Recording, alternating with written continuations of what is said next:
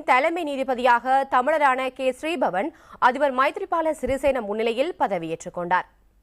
K. Sri Bhavan மூத்த வழக்கறிஞராகவும் உயர்நீதிமன்றம், மேல்முறையீட்டு நீதிமன்றங்களின் நீதிபதியாகவும் மேல்முறையீட்டு நீதிமன்ற தலைவராகவும் பணியாற்றியுள்ளார்.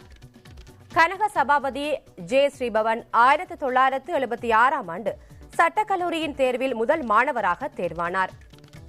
1978ஆம் ஆண்டு பிப்ரவரி 14ஆம் தேதி சட்ட அதிபர் அலுவலகத்தில் பணிக்கு சேர்ந்த ஸ்ரீபவன் பதில் சட்ட ஆலோசகராக பணியாற்றினார். 1989ஆம் ஆண்டு முதல் சட்ட ஆலோசகராக நியமிக்கப்பட்டார். தலைமை நீதிபதி ஸ்ரீபவன் லண்டன் பல்கலைக்கழகத்தில் சட்ட மேற்படிப்பு பட்டத்தையும் பெற்றுள்ளார்.